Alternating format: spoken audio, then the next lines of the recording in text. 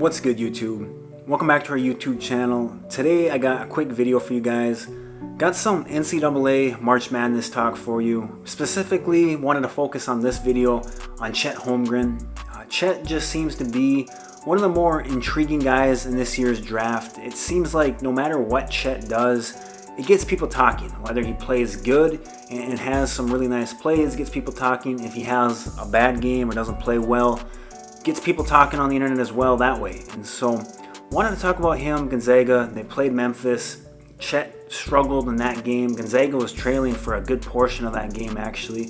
And so wanted to talk about that and just see if this is something that we should be worried about with Chet, or if some of these concerns that people have about him are overblown.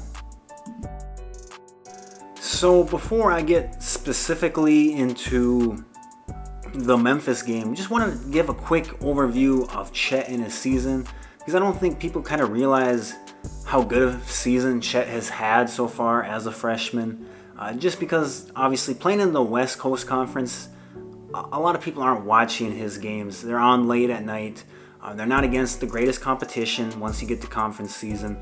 And so not a lot of people have paid attention to necessarily what Chet has been doing, but he's quietly had a really good year for Gonzaga. So far this year, he's averaged 14 points a game, 10 rebounds, 2 assists. He shot 60% from the field, 40% from three, and he's averaging almost 4 blocks a game, which is absolutely insane. I mean, people keep challenging him at the rim. He just has such a presence on the defensive side of the ball. He's got such elite timing on the defensive side when contesting shots. He knows how to stay vertical. And he just, despite being at the obvious weight disadvantage that Chet is at, he just is able to impact the game in so many ways just on that defensive side of the ball. And so that kind of leads me into the big concern with Chet, which is obviously his weight. That's the big question mark with him. I don't think a lot of people question his skill set and what he can do.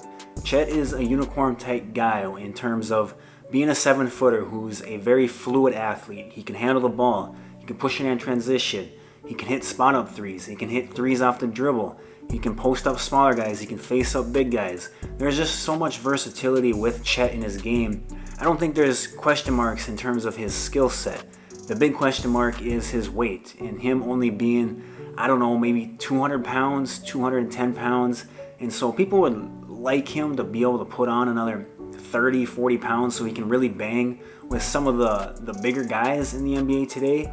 And that's the question mark. And we've seen it a few times this year now where he has played against NBA type bodies.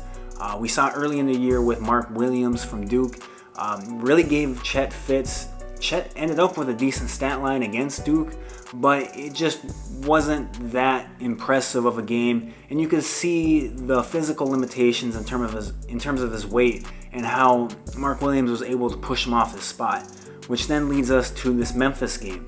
Chet had a kind of pedestrian 9 points, 9 rebounds, and just at times kind of just floated around. He got pushed off his spot a ton by Jalen Duren, who's a top 5, top 10 type pick guy and has maybe the most college-ready body of any freshman in college this year. Dude is built and was giving Chet problems. Like I said, it was just little things where Chet would get, or was posting him up and would get pushed off his spot very easily, pushed out to the elbow, would get cut off on a drive and just wasn't able to push Jalen back any or at all into the paint. Wasn't making any progress forward, and so we'd have to resort to retreating to the three-point line.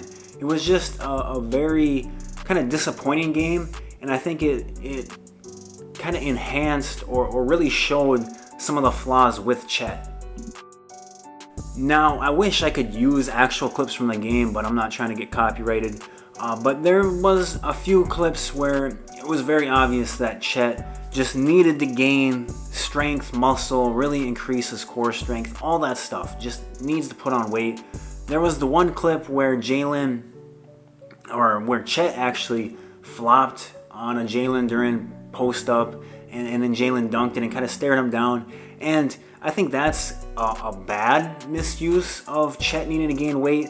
You have to look at the kind of time and score of that game, Jalen had 4 fouls. They were banging in the post. Chet flopped when Jalen went back, tried to draw that 5th foul. Don't really blame him for that. It's part of the game. I don't think that's necessarily a weight issue. If Chet would have just kind of held his ground, I don't think Jalen does what he does. I think Chet was just trying to trick the refs into calling that 5th foul and getting Jalen out of the game.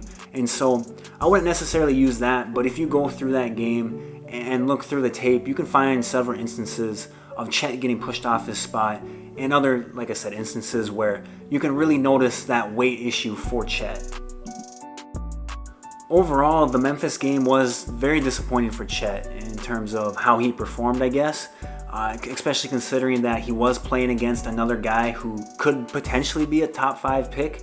And in a matchup of top 5 picks, you would really like those two to go head to head and be the stars of the game. That ended up being Drew Timme, who is one of, if not maybe the best college basketball player this year.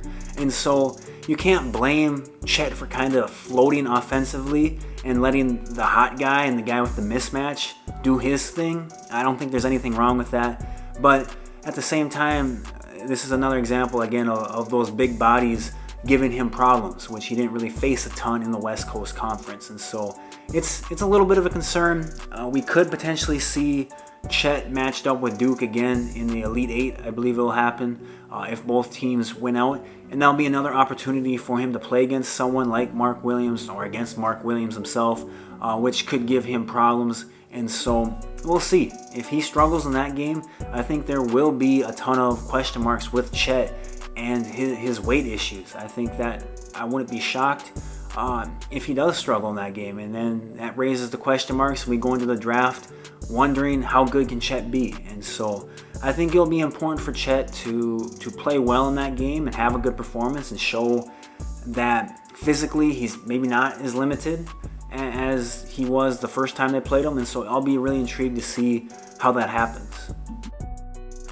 Overall, it's been a really fun March Madness though. A lot of upsets, a lot of good basketball being played.